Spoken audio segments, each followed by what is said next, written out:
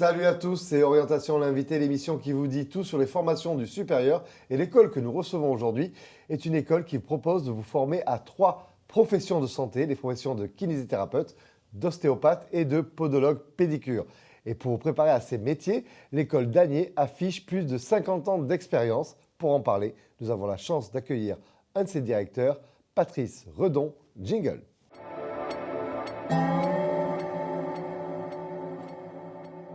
Patrice, bonjour. Bonjour. Merci beaucoup d'avoir accepté notre invitation. Avec plaisir. Alors, j'aimerais profiter de votre présence pour en savoir plus sur l'école d'Anier.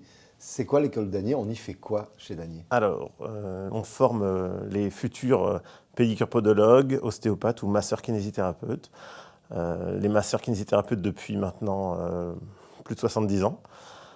Les pédicures-podologues depuis une 50aine d'années et l'ostéopathie depuis maintenant 1 an. Donc on peut dire que vous avez de l'expérience dans ces métiers-là. Et là, on est bien dans le cadre des formations qui amènent au métier. On n'est pas dans la prépa, on est dans les formations qui sont donc des formations pour les futurs praticiens.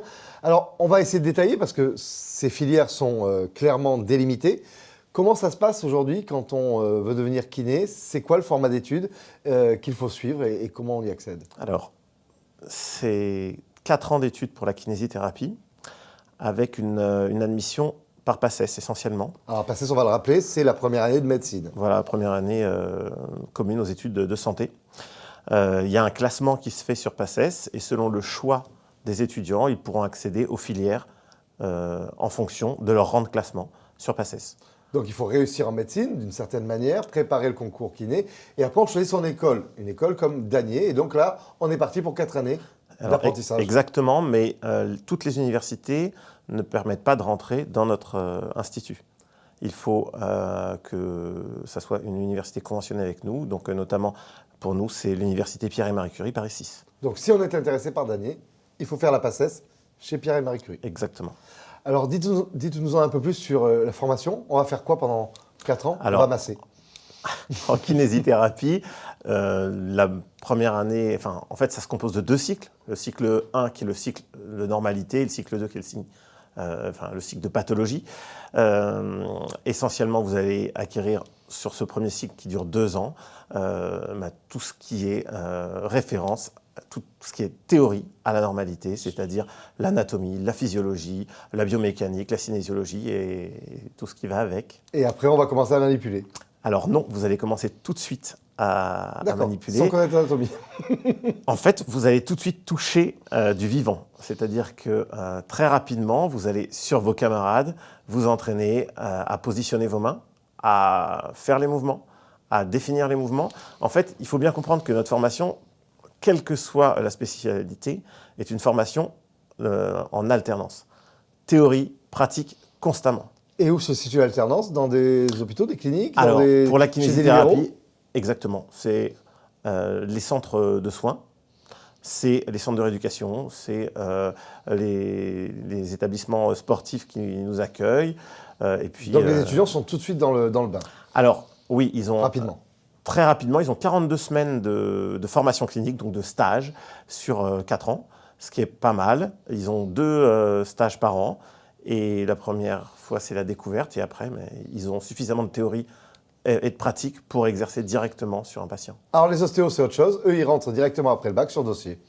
Alors, ils rentrent sur dossier, puis après, il y a un entretien d'admission, finalement. Et ils ont pour 3 ans d'études, je crois. Alors, ils ont 5 ans d'études. Ah, 5 ans d'études, 5 ans d'études.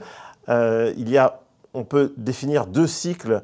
Le premier cycle dure 3 ans. C'est l'acquisition de tout ce qui est théorie.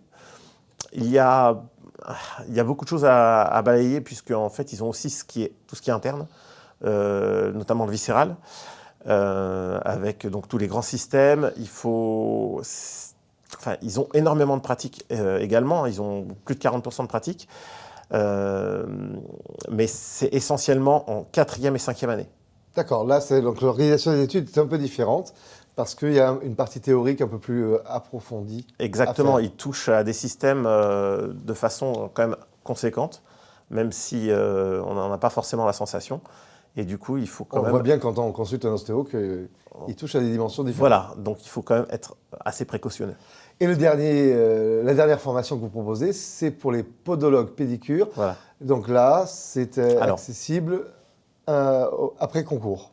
Alors, oui, il y a un concours, donc pour nous, c'est le 1er avril. C'est accessible aux bacheliers. Les études durent 3 ans. Et là, ça sera...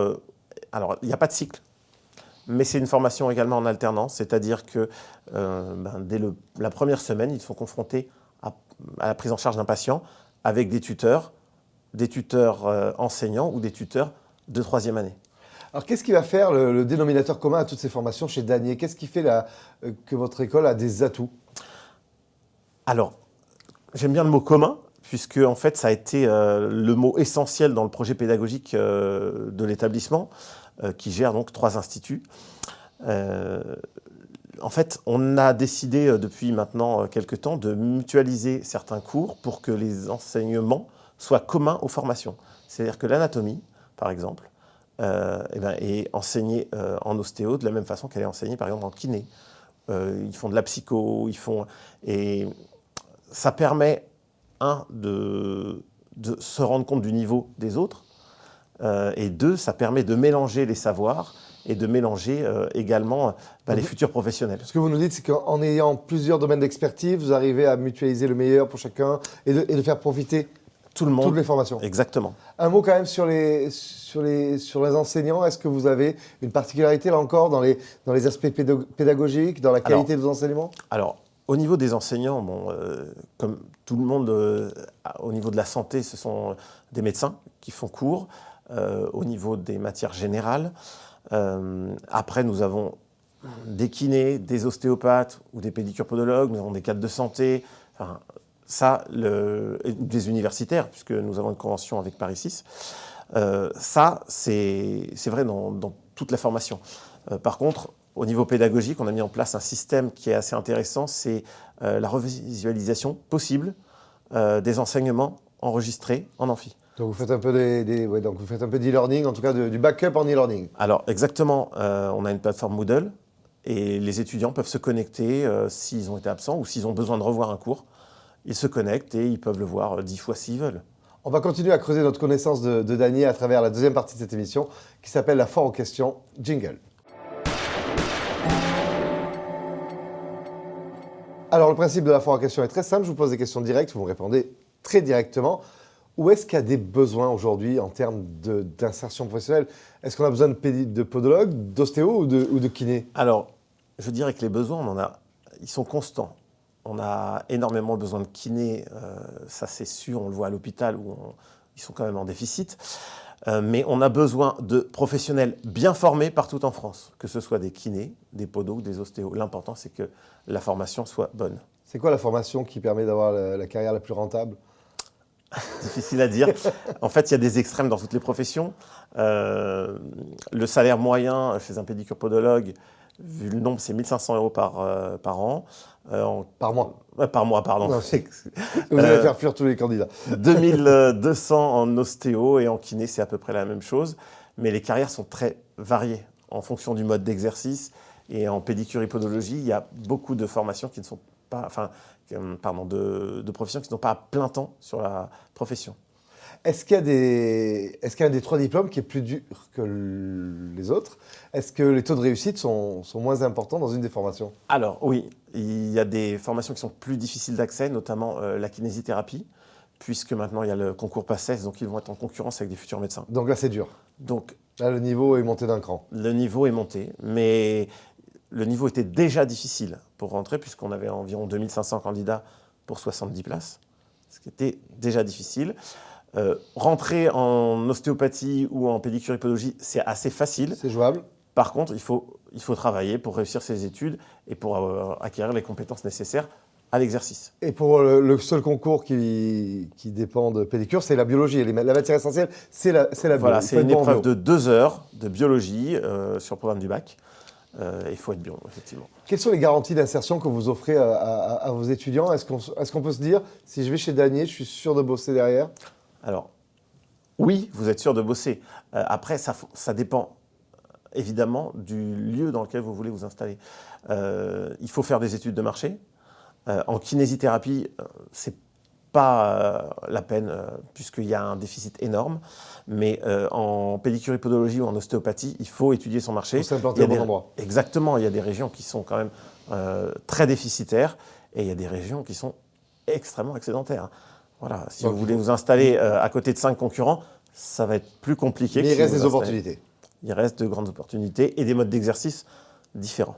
On va passer à la troisième partie de cette émission, la question qui tue, jingle. Alors le principe est simple, on demande à nos internautes de poser la question qu'ils désirent à nos invités, on prend la moins sympa, comme ça c'est plus drôle. Et la question qu'on a choisie pour vous, Patrice, c'est toutes les écoles de santé vantent les mérites de leur méthode et de leur accompagnement. Comment moi je vais faire pour déterminer de ma fenêtre la bonne école de la mauvaise école? Alors, une mauvaise école en santé, vu qu'on est encadré par l'État, c'est assez difficile de trouver une mauvaise école. La santé des patients dépend de la formation. Donc l'État ne peut pas se permettre de faire sortir des gens qui sont mauvais. Ça, c'est une première chose. La deuxième chose, c'est voir les prestations que proposent les écoles en plus du programme officiel. Comment?